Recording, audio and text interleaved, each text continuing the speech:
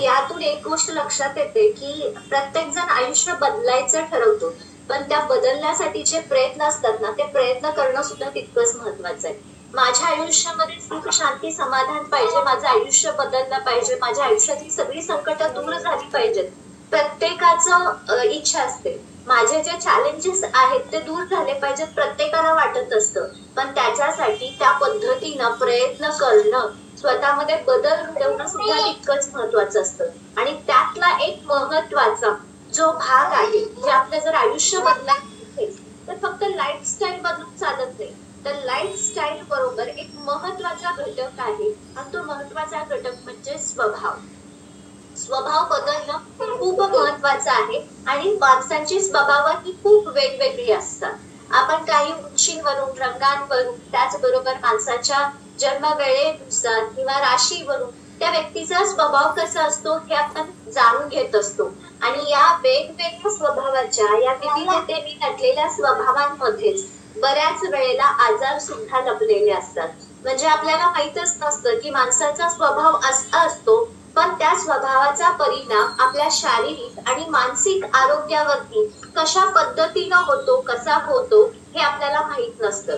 कारण दिसण्याचं सौंदर्य जर कमी असेल, तर दिसण्याचं सौंदर्य जरी कमी असेल तरी ते भरून कोण काढत असतं, तर माणसाचा स्वभाव काढत असतो. दिसण्याचे सौंदर्य खूप छान आहे, खूप मस्त आहे, खूप व्यक्ती सौंदर्यवान आहे, पण स्वभाव चांगला नसेल तर ती सौंदर्य जे असतं त्याच्यामध्ये कमतरता निर्माण होत असते. म्हणजे काय की माणूस जन्माला आल्यानंतर तो कसा दिसावा, कसा असावा, त्याचा रंग कोणता असावा हे आपल्यावरती नसतं, पण व्यक्तीचा स्वभाव कसा असावा, तो व्यक्ती कसा असावा, आणि स्वभावावरून त्या व्यक्तीची व्हॅल्यू कळत असते. आणि म्हणूनच आपला स्वभाव चांगला असणं, आपला स्वभाव चांगलं ठेवणं हे आपल्यासाठी खूप महत्वाचं आहे.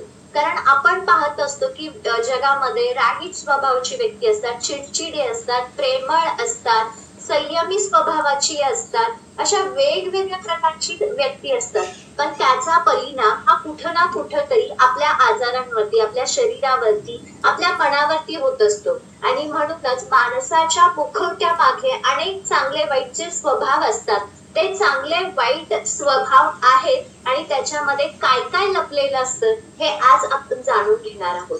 पहिल्यांदा असतो तो स्वभाव म्हणजे काय, तर स्वभाव म्हणजे व्यक्तीच्या भावना, व्यक्तीचा विचार, आणि त्या पद्धतीनं व्यक्ती जी कृती करत असते त्या कृतीलाच आपण स्वभाव म्हणत असतो. कृती म्हणजे काय, तर ऍक्शन. ही व्यक्ती कशा पद्धतीनं रिॲक्ट होत असते त्याला आपण म्हणतो स्वभाव. मग हा स्वभाव कुठल्या पद्धतीचा असला पाहिजे, कसा असला पाहिजे, आपल्याला वाटत असतं की हे मलाच का होतं, तसंच का घडतं, तर कुठं ना कुठं तरी आपल्या भावना, आपले विचार आणि त्या भावना आणि त्या विचारांवरती आपण ज्या पद्धतीनं व्यक्त होत असतो तो म्हणजे स्वभाव. हा स्वभाव कुठं ना कुठं तरी कारणीभूत ठरलेला असतो. जसं पाण्याचा स्वभाव हा शीतलता, थंड असतं, आणि गरम केला तर थोड्या वेळानं का होईना ते थंडच होणार आहे, ते शीतलच होणार आहे. म्हणजे हा झाला पाण्याचा स्वभाव, ते थंड होणार आहे. त्याच पद्धतीनं माणसं सुद्धा असतात.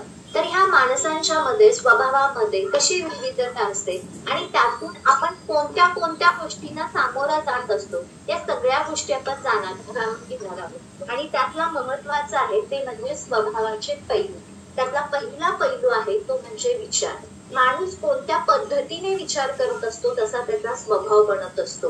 म्हणजे विचार म्हणजे काय, फक्त चांगल्या गोष्टी, वाईट गोष्टी आपल्या डोक्यामध्ये, आपल्या मनामध्ये येतात त्यालाच आपण विचार म्हणतो का, की जे कानाने ऐकतो, जे वाचतो तेच विचार असतात का, तर बिलकुल नाही. तर विचार मध्ये सगळ्यात महत्वाचा एक पहिला टप्पा असतो म्हणजे ते म्हणजे तर्क. माणूस बऱ्याचशा गोष्टी जीवन जगत असताना रोज तर्क वितर्क करत असतो.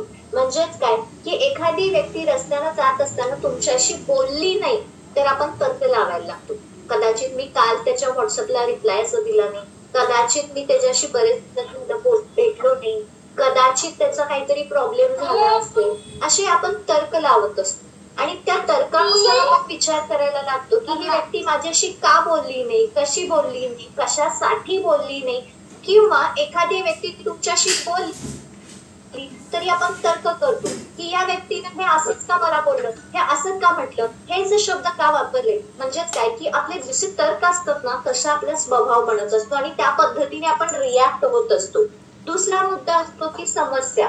समस्या कशा पद्धतीने आपण सोडवत असतो, अडचणी कशा पद्धतीने सोडवत असतो. म्हणजे काय की व्यक्तीच्या जीवनामध्ये समस्या आल्या तर काही व्यक्ती फारच चिडचिड करत असतात, राग करत असतात, ते स्वतःचा सुद्धा करतात आणि इतरांचा सुद्धा करत असतात. पण त्या सिच्युएशन मध्ये, त्या परिस्थितीमध्ये आपण शांत राहून ती सिच्युएशन हँडल करायची असते, ती सोडवायची असते, याचं भान आपल्याला राहत नाहीये. म्हणजेच काय की तर्क आणि दुसरं असतो ते समस्या, अडचणी, संकट कशा पद्धतीने तुम्ही सामोरं जात असता तसा तुमचा स्वभाव बनतो. मला सांगा की लहानपणापासून फक्त स्वतःचं निरीक्षण करा की अगदी लहानपणी तुम्ही 10-12 वर्षाचे असताना तुमचा स्वभाव कशा पद्धतीने होता, 12 वर्षानंतर 18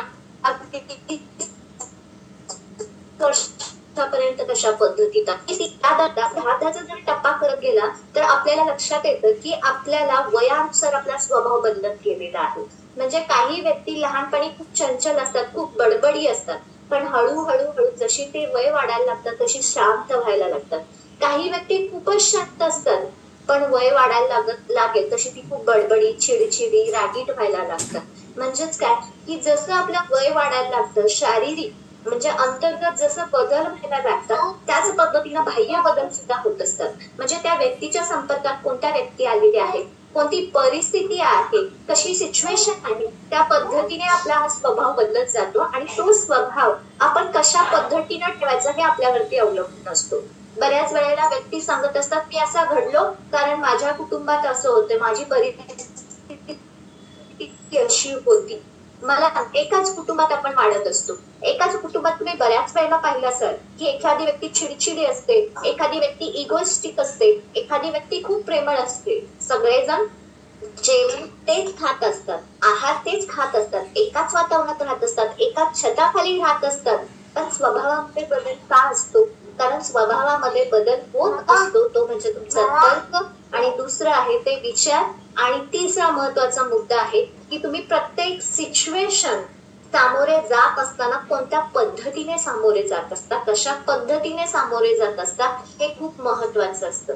म्हणजे काय की एखाद्या तरुणीचं लग्न झालं तर त्या घरामध्ये ती एंट्री करत असताना कशा पद्धतीने जाते, ती कुठल्या अँगल समोरच्या व्यक्तींना पाहत असते, तशा पद्धतीनं तिचा माइंडसेट व्हायला लागतो. म्हणजेच काय की एका व्यक्ती लग्न करून जाते तेव्हा तिला जर असं मनातून विचार करत गेले की ही सगळी माणसं खूप छान आहेत, प्रेमळ आहेत, खूप आपुलकी देणारी आहेत, रिस्पेक्ट, तसंच तिला दिसायला लागतं. पण ती घरात प्रवेश करतानाच ही माणसं खूप इगोइस्टिक आहे, यांना अहंकार आहे आणि खूप हट्टी आहेत, स्वतःच खरं करणारे आहेत असं वाटायला लागलं तर सगळ्या गोष्टी ज्या घडणाऱ्या गोष्टी आहेत तिच्या लाईफ मध्ये ते तशाच अँगलनी दिसायला लागतं. म्हणजेच काय की सिच्युएशन तुम्ही कशा पद्धतीने हँडल करता, नवीन गोष्टीला कशा पद्धतीने सामोरं जाता. जसं की आपण नोकरीला लागतो, नवीन नोकरी करत असताना तुम्हाला काय अनुभव आला असेल की सुरुवातीला 2-3 दिवस तुमच्याशी छान वागले केले, तुम्हाला त्या ऍटमॉस्फिअरला नवीन एक्सेप्ट खूपपर्यंत तुमच्याशी प्रेमाने वागले तर तुम्हाला वाटायला लागतं की खूप छान आहे. पण काही वर्ष, काही महिने निघून गेले की आपल्याला वाटायला लागतं, बॉसगिरी चालू झाली, बोलायला लागले, आपल्या त्रुटी काढायला लागले की मग वाटायला लागतं की बाबा हे काय नोकरीचं ठिकाण चांगलं नाही, आता काय नोकरीमध्ये अर्थच नाहीये, तिथं काम करण्यामध्ये काही पॉइंटच नाहीये असं आपल्याला वाटायला लागतं. म्हणजेच काय एखादी नवीन गोष्ट, एखादी नवीन व्यक्ती तुम्ही कशा पद्धतीने सामोरे जात असता त्या पद्धतीने तुमचा स्वभाव हा घडत असतो आणि त्या पद्धतीने तुमच्या मनामध्ये चांगले किंवा वाईट विचार यायला लागतात. दुसरा महत्वाचा पैलू आहे तो म्हणजे तुमच्या भावना.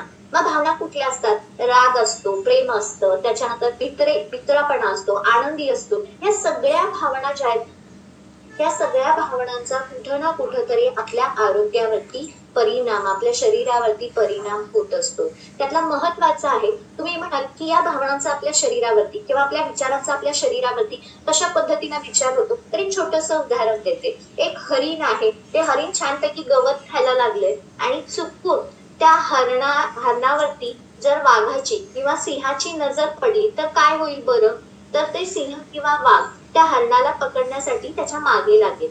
आणि ह्या गोष्टीची जेव्हा हरणाला चाहूल लागते तेव्हा हरिण काय करतं, हरिण सगळ्या शरीरातली ताकद एकवटतं आणि स्वतःचा जीव वाचवण्यासाठी ते कितीतरी प्रचंड वेगाने पळायला लागतं. कारण त्याचा एकच विचार असतो, एकच भावना असते की माझा जीव वाचला पाहिजे, मला जगायचं आहे. मी जर वाघाच्या किंवा सिंहाच्या कचाट्यात सापडलो तर ते मला खाऊन टाकेल ह्या विचारानं ते पूर्ण प्राण तणाला लावून पणाला लावून पळायचा प्रयत्न करत असतं आणि स्वतःचा जीव वाचवतं. आणि ज्या वेळेला सेफ ठिकाणी जातं आणि पाठीमागं वळून पाहतं की वाघ नाही, सिंह नाही, आता मी जगलो आहे, मला आता माझा जीव वाचलेला आहे, असं तेव्हा जेव्हा त्याला वाटायला लागतं तेव्हा पुन्हा ते रिलॅक्स परत आहे त्या मूळ स्थितीला येतं, परत ते गवत खायला चालू करतं. पण माणसाचं तसं होत नाही. माणसाला परिस्थिती सिच्युएशन आली तर जीवनामध्ये काय होत असतं, जसं हरिण म्हणजे काय की वाघ पाठीमागे लागला की त्याच्या शरीरामध्ये अंतर्गत बदल होतात, त्या वेगाने तो पळतो, त्याची हार्टबीट्स वाढायला लागतात, पायांमधला वेग वाढायला लागतो, थोडासा दडपणपणावरती येत असतं, पण स्वतःचा जीव वाचवण्यासाठी ते पळतं. पण ज्या वेळेला कळतं की आता मी सेफ ठिकाणी आहे तर पुन्हा हार्टबीट्स खाली यायला लागतात, पुन्हा त्याचा वेग कमी यायला लागतो आणि त्याची बॉडी पहिल्यासारखी पुन्हा तयार होते. पण माणसांचं तसं नसतं. माणसांच्या आयुष्यामध्ये एखादी घटना घडली तर त्यातनं ती व्यक्ती बाहेर पडत नाही, ती मनामध्ये तशी बरीच दिवस ती आठवण जी असते ती आठवण तशीच व्यक्ती ठेवत असते. आणि ती ठेवतो का आपण तेवढंच, तीच आठवण फक्त ठेवतो का, नाही, तर त्या आठवणीला सारखं आपण टोकरत असतो. जसं की जर एखादी जखम झाली, त्याच्यावरती खपली तयार झाली तर आपण काय करतो, ती जखम वाळेपर्यंत वाट पाहतो. काय त्या जखमेला, त्या खपलीला आपण काढतो का, नाही. जसं तुम्ही ती खपली काढत जाल तशी ती जखम वाढायला लागते, ती भरून निघत नाही. तसंच व्यक्तीच्या जीवनामध्ये असतं. एखाद्या व्यक्ती तापट स्वभावाची असते, रागीट स्वभावाची असते, त्या व्यक्तीने काही जर बोललं किंवा एखादी घटना वाईट आपल्या आयुष्यामध्ये घडली तर आपण काय करत असतो, ती आठवण ठेवतो आणि सारखं त्या जखमेसारखं ती फुरडत बसतो आणि तिथंच आपण अडकून पडतो. नवीन सिच्युएशनला आपण पाहत नाही, नवीन व्यक्तीकडे नवीन अँगलनी आपण पाहत नाही. तर ती जशी जखम वाळायला लागते ना तशी ती आठवण तिथंच थांबावी लागते आणि मग पुढे वाटचाल करावा लागतो. तसंच आपल्या रागाचा, आपल्या प्रेमळ स्वभावाचा, आपल्या तापट स्वभावाचा, आपल्या चिडचिडेपणाचा, आपल्या हट्टीपणाचा आपल्या शरीरावरती प्रचंड परिणाम होत असतो. आणि म्हणून ज्या त्या सिच्युएशनला आपण तिथं थांबणं, तिथं ब्रेक लावणं खूप गरजेचं आहे. आणि जर तो ब्रेक नाही लावला ना तर त्याचा परिणाम कुठल्या ना कुठल्या तरी पद्धतीने आपल्या शारीरिक आणि मानसिक आरोग्यांवरती होत असतो. मला सांगा की संध्याकाळ झालं, ऑफिसचं टायमिंग संपलं तर दुकान असू दे किंवा ऑफिस असू दे त्याला कुलूप लावून येतो. का कुलूप लावून येतो, कारण तिथल्या गोष्टी कुणी चोरू नयेत किंवा तिथं आतमध्ये कोण जाऊ नये याच्यासाठी आपण त्याला कुलूप लावून येतो, बंद करून येतो. मग मला सांगा, आपण आपल्या आयुष्यामध्ये अशा ज्या वाईट घटना असतात, गोष्टी असतात, त्या मनामध्ये ठेवल्यानंतर त्याला कुलूप लावा. सारखं सारखं ते उघडू नका. एकदा कुलूप लावून बंद केलं तर ते पुन्हा रिॲक्ट होऊन ते बाहेर येता कामा नये. अशा पद्धतीने आपण असलं पाहिजे. पण आपण त्या पद्धतीने करत नाही आणि त्याचा परिणाम हा आपल्या शरीरावरती होत असतो. आणि म्हणून आपण माहित आहे की शतायशी फॅमिलीमध्ये विजय शेट्टी सर सारखं म्हणत असतात, आतून आंघोळ केली पाहिजे, आतून आंघोळ केली पाहिजे. आतून आंघोळ केली पाहिजे म्हणजे काय, की तुमच्या आतल्या अवयवांची साफसफाई झाली पाहिजे, आतली घाण बाहेर पडली पाहिजे. पण इथं मला सांगावं वाटतं, ज्या पद्धतीने आपण आतून आंघोळ करतो, शरीर स्वच्छ करतो, रोज आंघोळ करतो, शरीर बाहेरून स्वच्छ करत असतो, त्याच पद्धतीने इमोशनल बाथ, त्याच न्यूट्रिशनल बाथ हे खूप महत्वाचं आहे. आता इमोशनल म्हणजे काय, की भावनिक स्वच्छता. भावनिक स्वच्छता ही तुमच्या मनामध्येही असलीच पाहिजे. मन स्वच्छ झालंच पाहिजे. माइंडसेट जो डोक्यांमध्ये कचरा आहे तो कचरा स्वच्छ झालाच पाहिजे. जर इमोशनली तुम्ही एक्सप्रेस नाही झालात तर शरीरावरती त्याचे कुठे ना कुठेतरी परिणाम हे जाणवायला लागतात. आणि त्यातला महत्वाचा पहिला जो आपल्या स्वभावाचा भाग आहे तो म्हणजे रागीट स्वभाव.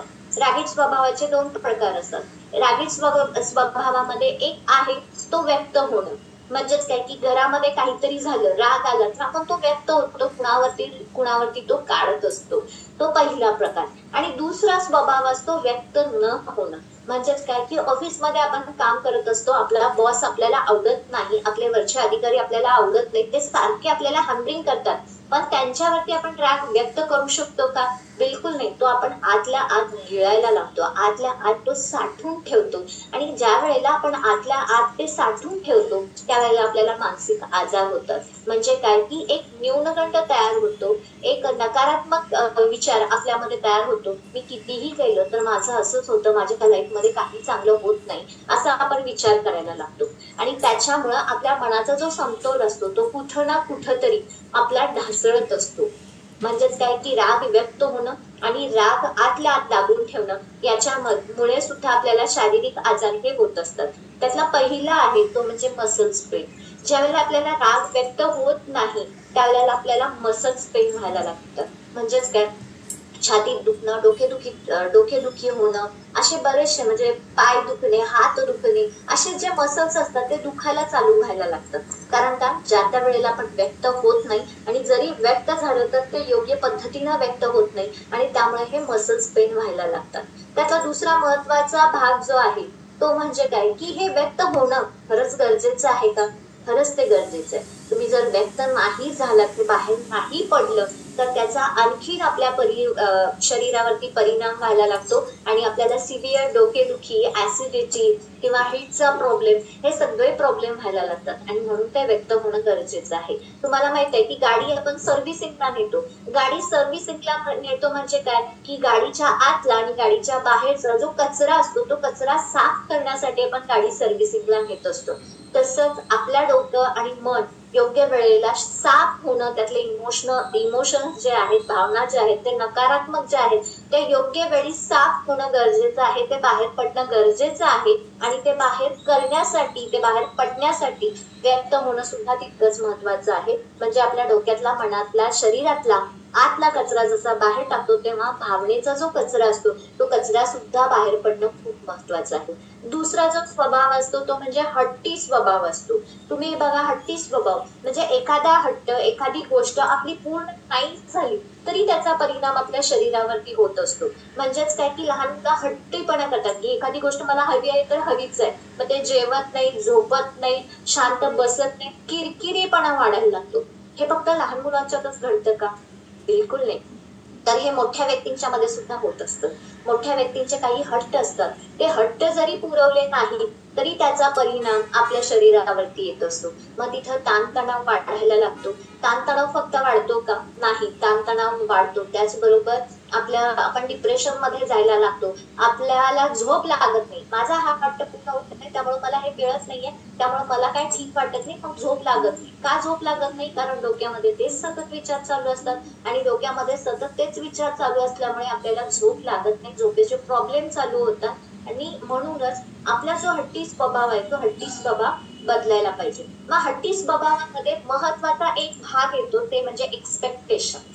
जसं नवरा बायकोचं नातं, नवरा बायकोच्या नात्यांमध्ये काय असतं, एकमेकांच्याकडे काही ना काहीतरी अपेक्षा असतात आणि ते अपेक्षा नाही पूर्ण झाल्या तर एकमेकांच्या मध्ये वाद व्हायला चालू होत असतात. म्हणजेच काय की हे नवरा बायकोचं नातं जे असतं ते अपेक्षांचं नातं असतं आणि बाकीची जी नाती असतात ती नाती तेवढी अपेक्षा असतात का? बिलकुल नाही. तर त्या अपेक्षा पूर्ण व्हाव्यात अशी इच्छा असते का? बिलकुल नाही. काही अपेक्षा पूर्ण व्हाव्या अशा वाटतात, काही अपेक्षा पूर्ण नाही झाल्या तरी चालतात. म्हणजेच काय की लहान मुलांच्या अपेक्षा वेगळ्या असतात, नवरा बायकोच्या अपेक्षा वेगळ्या असतात, भावा बहिणींच्या अपेक्षा वेगळ्या असतात, प्रत्येक नात्यातल्या अपेक्षा ह्या वेगळ्या असतात. मग त्या अपेक्षा कितपत पूर्ण कराव्यात, व्हाव्यात ही आपली इच्छा असते, त्याच पद्धतीने समोरची सुद्धा असते. त्यामुळं जो जास्त अपेक्षा ठेवतो तो स्वतःला जास्त त्रास करून ठेवतो, कमी अपेक्षा ठेवतो त्यातल्या काही पूर्ण झाल्या तर त्याला कमी त्रास होत असतो. मग इथं हट्टी स्वभाव असतो, जे जास्त अपेक्षा ठेवतात, जर त्यांच्या अपेक्षा पूर्ण नाही झाल्या तर त्या हळूहळू इगोइस्टिक व्हायला लागतात आणि ज्या वेळेला ते इगोइस्टिक व्हायला लागतात त्यावेळेला ती इमोशनली डिप्रेस व्हायला लागतात. आणि बघा की हट्टी माणसं, जास्त अपेक्षा ठेवणारी माणसं ही काय करायला लागतात तर त्रागा करायला लागतात आणि याचा परिणाम जो असतो, याचा परिणाम आपल्या पचनावरती होत असतो, आपल्या पचन क्रियेवरती होत असतो. आणि म्हणूनच आपण कुठल्या स्वभावाचं असले पाहिजे हे सगळ्यात महत्वाचं आहे. आणि तुम्हाला माहित आहे की चिंता आणि ताण या तर महत्वाच्या गोष्टी आहेतच. चिंता जास्त करणारी व्यक्ती असते, ती चिंता जास्त व्यक्ती करणाऱ्या व्यक्तीला सतत सतत पित्ताचा त्रास, उष्णतेचा त्रास, पचनक्रियेचा त्रास हे व्हायला लागत असतात. आणि कितपत आपण चिंता करायची. काही व्यक्तींचा स्वभाव असतो छोट्या छोट्या गोष्टीचा सुद्धा ते ताण घेत असतात, चिंता करत असतात. म्हणजे काय की एखादी गोष्ट आयुष्यामध्ये चांगली घडणार असेल तरी पण त्याची चिंता करत असते, आणि वाईट घडली तरी आपण चिंता आणि ताण घेत असतो. म्हणजेच काय की एखादा नवीन गेस्ट आपल्या घरी येणार असेल तर त्याचं चिंता इतकं घेतो की तो कधी येईल, कसा येईल, त्याच्यासाठी काय द्यायचं, कसं करायचं, तो काय म्हणेल माझ्याबद्दल, काय विचार करेल, इतके डोक्यामध्ये विचार असतात आणि विनाकारण आपण त्याची चिंता करत बसतो. आल्यानंतर व्यवस्थित पाहुणचार केला तर झालं, पण हे कसं करायचं, काय करायचं, कोण मदत करणार, या सगळ्या गोष्टींची चिंता करत असतो. आणि म्हणून आपण कुठल्या गोष्टीची किती चिंता करावी किंवा किती ताण घ्यावा हा खूप महत्वाचा आहे. काही व्यक्तींना विनाकारण नको त्या गोष्टीचा ताण घेण्याचा खूप स्वभाव असतो. आता जास्त करून या कॉलवरती महिला आहेत, तर महिलांना बऱ्याच वेळेला प्रश्न पडतो की काय की सकाळी भाजी काय करायची. बरं, सकाळी भाजी केली तर ते शांतपणे आपण खातो का? नाही खात. संध्याकाळी भाजी काय करायची, म्हणजे या भाजी काय करण्याचा पण इतका ताण, इतकं प्रेशर आपल्या मनावरती घेत असतो, चिंता करत बसत असतो. बऱ्याच महिलांचं असं होत असतं, घडत असतं. एखाद्या नवीन ठिकाणी आपण जाणार असतो, नवीन व्यक्तीला भेटत असतो, त्यावेळेला मन मोकळे बिनधास्तपणे काही व्यक्ती भेटणाऱ्या असतात. म्हणजे त्यांना काही वाटत नाही, नवीन ठिकाणी गेले, अनोळखी व्यक्तींना भेटायचं असेल तरी बिनधास्तपणे त्यांच्याशी गप्पा मारतात, जसं त्यांची आधीपासून ओळख आहे. पण काही व्यक्ती अशा असतात, काही व्यक्ती अशा स्वभावाच्या असतात की माहितीच्या ठिकाणी गेला ना तरी असं आखडून बसलेले असतात, ताण येत असतो. आता ह्या व्यक्तीशी काय बोलायचं, ह्याला काय सांगायचं, ह्याच्याशी कसं बोलायचं, ह्या सगळ्या गोष्टींचा ती व्यक्ती ताण घेत असते. म्हणजे काय की आपण जसं चिंता आणि ताण आपल्यावरती घेत असतो तसं आपल्या शरीरावरती परिणाम हा व्हायला लागतो, आतल्या इंद्रियांवरती, अवयवांवरती परिणाम व्हायला लागतो. त्यामुळे विनाकारण ज्या गोष्टी आपण ताण घेतो, अशा व्यक्ती ज्या स्वभावाच्या असतात त्या स्वभावाच्या व्यक्ती थोडस ताण कमी करणं, चिंता कमी करणं हे खूप महत्वाचं आहे. काही व्यक्ती अशा असतात की अति उत्साही असतात, म्हणजे कुठलीही गोष्ट आयुष्यामध्ये घडली की अति उत्साही स्वभावाच्या व्यक्ती असतात. त्यांना वाटतं की ही गोष्ट मीच केली पाहिजे, माझ्यासारखं कुणी करतच नाही, ही व्यक्ती अशीच असली पाहिजे, ही वस्तू इथंच ठेवली पाहिजे, हे असंच खाल्लं पाहिजे, ते तसंच खाल्लं पाहिजे, अशा स्वभावाच्या काही व्यक्ती असतात.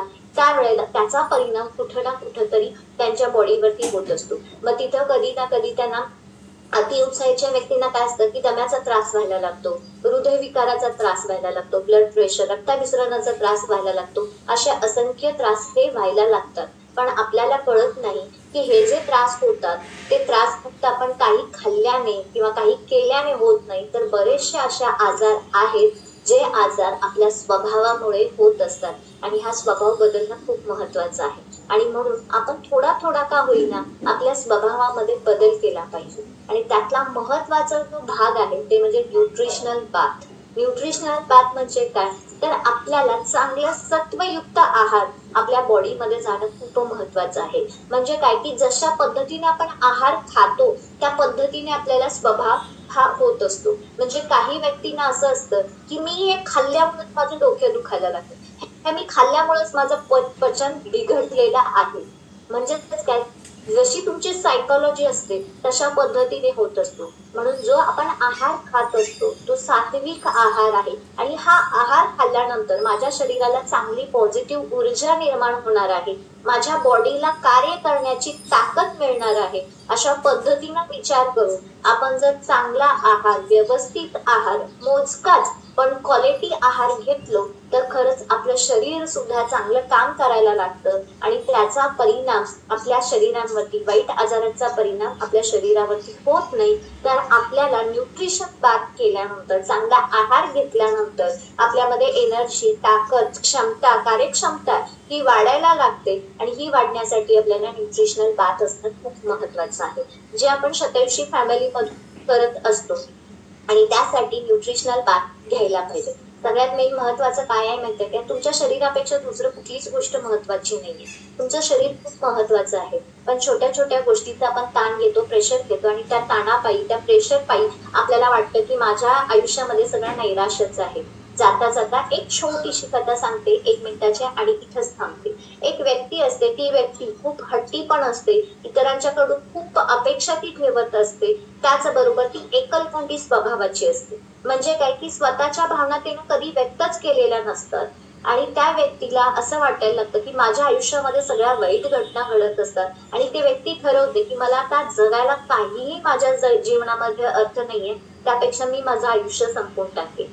ती व्यक्ती नदी किनारी जाते आणि नदीत उडी मारणार असते, तोपर्यंत त्याला आवाज येतो, थांब थांब, जीव देऊ नको, नदीत उडी मारू नको, नदीत पाणी भरलेलं आहे, तू जाऊ नको. पण ती व्यक्ती ऐकत नाही, कारण ती नैराश्याने, एकलकोंडीने इतकी भरलेली असते, ती व्यक्ती ऐकत नाही, ती पाण्यातून उडी मारते. आणि मग पाठीमागून एक व्यक्ती येतो, त्याला पाण्यातून बाहेर काढतो, वरती काढतो आणि विचारतो की का तू जीव देत आहेस. त्यावेळेला ती व्यक्ती म्हणते की माझ्या आयुष्यामध्ये काहीही चांगलं घडलेलं नाहीये, माझ्या आयुष्यामध्ये नैराश्यच आहे, माझ्या डोक्यावरती खूप मोठं कर्ज आहे आणि प्रत्येक व्यक्ती मला दोष देत असतो.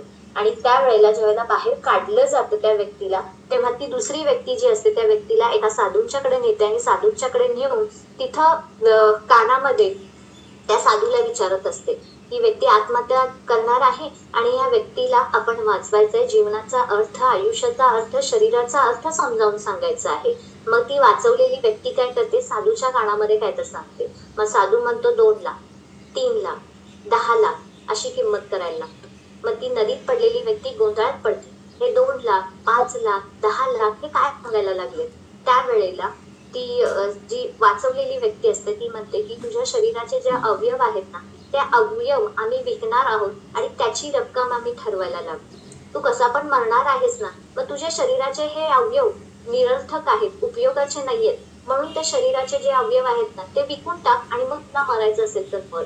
त्यावेळेला ती आत्महत्या करणारी व्यक्ती म्हणते, खरंच माझे डोळे, माझं हृदय, माझी किडनी, माझं लिव्हर, माझं शरीर हे करोडो रुपयाचं आहे, मी गेलेलं सगळं मिळवू शकतो, माझं शरीर देवाने इतकं छान दिले ना, त्याचं संगोपन मला करता आलं पाहिजे, असा विचार करते आणि स्वतःचा स्वभाव बदलायला लागते. आणि जसा स्वभाव बदलतो तशी परिस्थिती बदलायला लागते. आपलं सुद्धा तसंच आहे, आपला पण स्वभाव बदला, आणि यासाठी शतायुषी फॅमिली मॉर्निंग फिल्म स्टेशन आपल्याला मदत करत. धन्यवाद.